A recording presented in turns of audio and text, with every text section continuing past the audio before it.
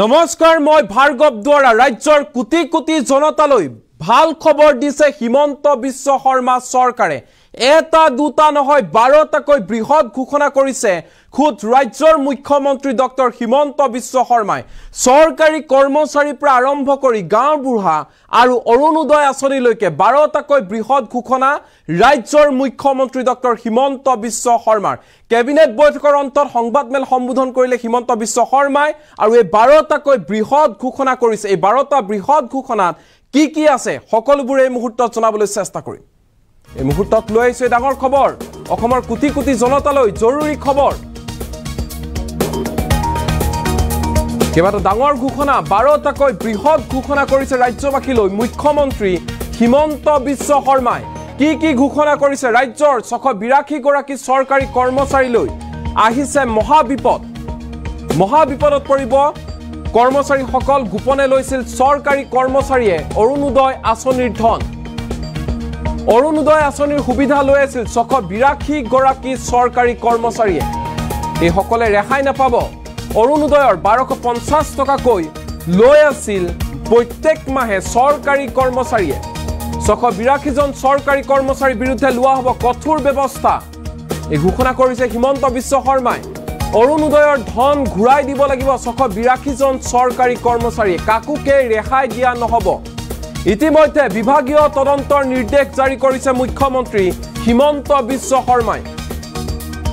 আনহাতে গাঁও প্ৰধানৰ মাহিলী পাৰিশ্ৰমিক বৃদ্ধি কৰাৰ সিদ্ধান্ত গ্ৰহণ কৰিছে হিমন্ত বিশ্ব শৰ্মা চৰকাৰে 9000 টকাকৈ বৃদ্ধি পাব মাহিলী পাৰিশ্ৰমিক গাঁও প্ৰধানসকলৰ বনগাঁও আৰু বন অধিকাৰ আইন 2006 ৰ অধীনত সকলো গাঁও প্ৰধানৰ মাহিলী পাৰিশ্ৰমিকৰ অনুমোদন জনোৱা হৈছে কেবিনেটত 1 জানুৱাৰীৰ পৰা কাৰ্যকৰী হোৱাকৈ বৃদ্ধি পাব গাঁও প্ৰধানসকলৰ মাহিলী পাৰিশ্ৰমিক 9000 টকাকৈ পাব তেওঁলোকে প্ৰত্যেক মাহে বনগাঁৱৰ 278 জন গাঁও প্ৰধান আৰু 668 জন বন অধিকাৰ আইনৰ গাঁৱৰ গাঁও প্ৰধানে লাভ কৰিব ষষ্ঠ অনুসূচীৰ এলেকাৰ বাহিৰত এই নিয়ম কিন্তু প্ৰযোজ্য হ'ব অসমত স্থাপন কৰা হ'ব অসম আন্তঃৰাষ্ট্ৰীয় দক্ষতা কেন্দ্ৰ এই ক্ষেত্ৰত অনুমোদন জনোৱা হৈছে কেবিনেটত অসমৰ বাহিৰত কাম কৰিবলৈ যোৱা যুৱকসকলৰ সুবিধাৰ্থে গ্ৰহণ কৰা হৈছে বৃহৎ পদক্ষেপ চৰকাৰৰ ফালৰ পৰা আনহাতে আটাইতকৈ ডাঙৰ কথাটো হৈছে 2025 বৰ্ষ কিতাপৰ বৰ্ষ ঘোষণা কৰিলে মুখ্যমন্ত্ৰী হিমন্ত বিশ্ব শৰ্মাই গুৱাহাটীৰ খানাপাৰাত অনুষ্ঠিত হ'বলৈ গৈ আছে অসম গ্ৰন্থমেলা 2025ত সকলো জিলাতে অনুষ্ঠিত হ'ব গ্ৰন্থমেলা আনেক গুৰুত্বপূৰ্ণ সিদ্ধান্ত গ্ৰহণ কৰিছে চৰকাৰে নতুন বছৰৰ উপহাৰ হিচাপে কিতাপ প্ৰদানৰ ব্যৱস্থা কৰা হ'ব বুলিও ঘোষণা কৰিছে হিমন্ত বিশ্ব শৰ্মাই চৰকাৰী কৰ্মচাৰীসকলৰ মাজত অধ্যয়ন প্ৰসাৰিত কৰিবলৈ পুথিভঁৰাল নিৰ্মাণ কৰা হ'ব বুলিও বৃহৎ পদক্ষেপ গ্ৰহণ কৰিছে হিমন্ত বিশ্ব শৰ্মা চৰকাৰে 12টাকৈ এই বৃহৎ ঘোষণা কৰিলে ৰাজ্যৰ মুখ্যমন্ত্ৰী হিমন্ত বিশ্ব শৰ্মাই আজি যেহেতু কেবিনেট বৈঠক আছিল কেবিনেট বৈঠকত কি সিদ্ধান্ত গ্ৰহণ কৰা হ'ল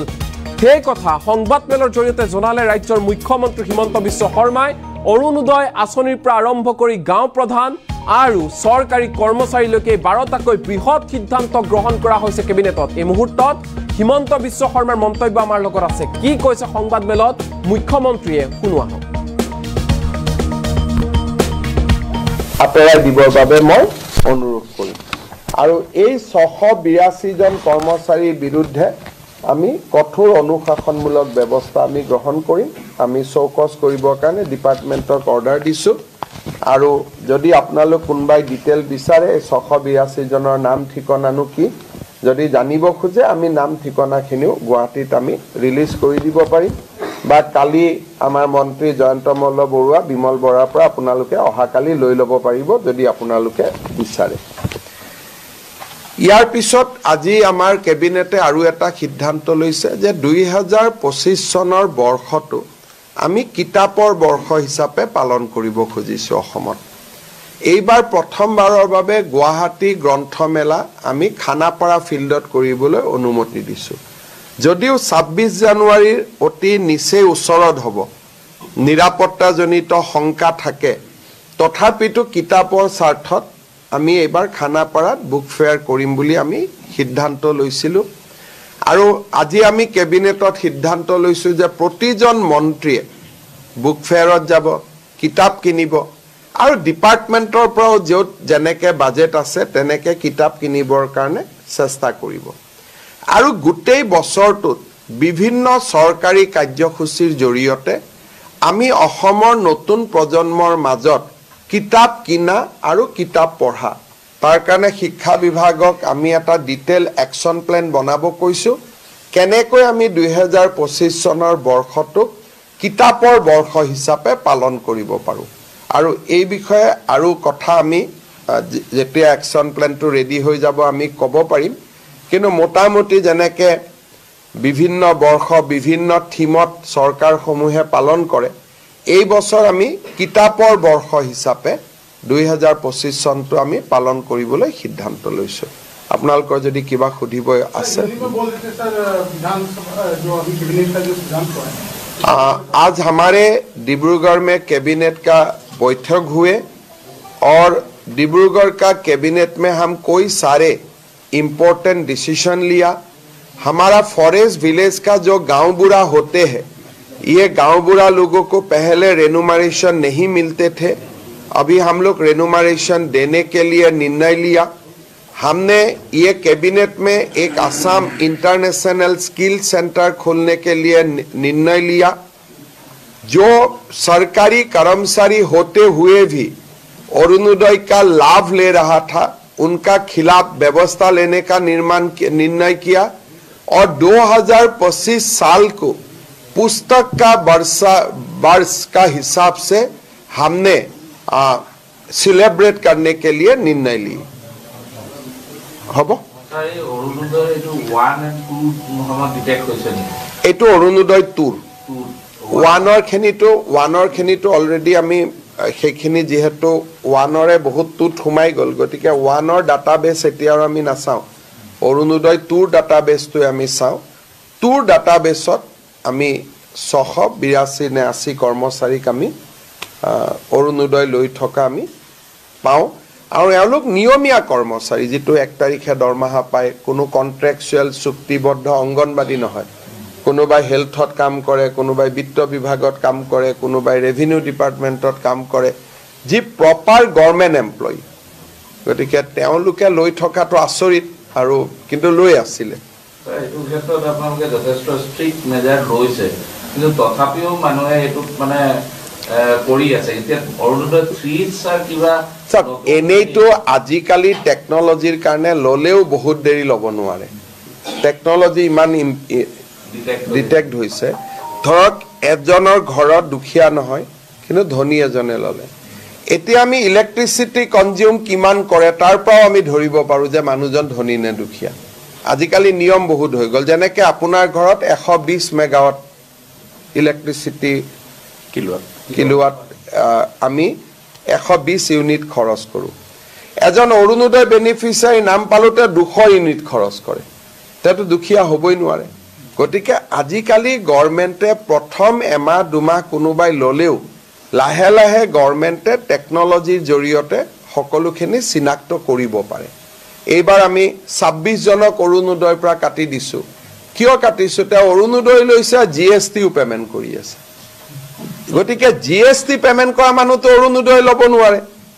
দুদিন পিছত ইনকাম টেক্সৰ পৰা আমি ডাটাবেছটো আনিব পাৰো গতিকে ক্ৰছ চেকিং কৰাৰ আজিকালি বহুত সুবিধা আছে আৰু এই মেথডলজি বিলাক এতিয়া আমি এপ্লাই কৰি গৈ থাকিলে লিষ্টখন ক্লিন হৈ গৈ থাকিব এইখিনিয়েতো ঘূৰাই দিব লাগিব চৰকাৰী কৰ্মচাৰী সকলৰটো দৰমহাৰ পৰা আমি কাটি ল'ম গতিকে এইখিনিয়েতো ঘূৰাই দিবই লাগিব 682 টো যিমান অৰুণোদয় চাকৰি পোৱাৰ আগৰখিনি আমি নলওঁ পিছৰখিনিতো ঘূৰাই দিবই লাগিব স্যাৰ অসমৰ কৃষি বিভাগৰ পকাল এটা বেকা কৰি দিছে বান্দৰৰ সমস্যাটো এতিয়া কি কৰিব বান্দৰখিনি মইতো বান্দৰ মাৰিব নোৱাৰো গতিকে আপোনালোকৰ পৰাই পৰামৰ্শ খুজিম কি কৰিব লাগে দিয়ক মই ৰূপায়ণ কৰিম এটা কি কৰিব পাৰো এটা দিল্লীত প্ৰধানমন্ত্ৰীৰ ঘৰতো বান্দৰ সোমাই যায় সুপ্ৰিম কোৰ্টে অৰ্ডাৰ দিছে যে বান্দৰক আপুনি একো কৰিব নোৱাৰে বান্দৰক এতিয়া কোনো নহয় দেখত এতিয়া মই মুখ্যমন্ত্ৰী সুপ্ৰিম কোৰ্টৰ অৰ্ডাৰৰ লগতো মই কাজিয়া কৰিব নোৱাৰো সুপ্ৰিম কোৰ্টে অৰ্ডাৰ দিছে যে বান্দৰে ধান খালেও বান্দৰে ঘৰৰ বেডৰুমৰ ভিতৰত সোমালেও বান্দৰক আপুনি মাৰিব নোৱাৰে কেছটো মেনকা গান্ধীয়ে কৰিছিল, সুপ্ৰিম কোৰ্টে ৰায় দিছে। আৰু দিল্লীত সকলো কেবিনেট মন্ত্ৰীৰ ঘৰৰ ভিতৰত বান্ধ। এইটো বন্যপ্ৰাণী আইনখনে ইমান ষ্ট্ৰং যে বহুত ক্ষেত্ৰত আমি ইচ্ছা কৰিলেও একো কৰিব নোৱাৰোঁ। গতিকে সেই ক্ষেত্ৰত আমি কি কৰিব পাৰোঁ, কি কৰিব নোৱাৰোঁ, আপোনালোকেও আমাৰ বন্যপ্ৰাণীৰ ওপৰত জনাসকলৰ পৰা কিবা পৰামৰ্শ ল'ব চেষ্টা কৰক। ময়ো কথা পাতিম। কেতিয়াবা কয় যে হলৌ বান্দৰৰ এটা লৈ আহিলে বাকী বান্দৰবোৰ দৌৰি যায় বুলি, এনেকুৱা বিভিন্ন কথা ওলাই থাকে। কিন্তু এতিয়ালৈকে আমি একো চৰকাৰীভাৱে আমি একো কৰিব পৰা নাই। কাম চলি আছে। এইটো মানে ইয়াৰ প্ৰচেছ জু বনোৱাটো বহুত টান। দিল্লীত যায় বহুতখিনি ক্লিয়াৰেঞ্চ লাগে, কিন্তু আমাৰ প্ৰক্ৰিয়াটো চলি আছে।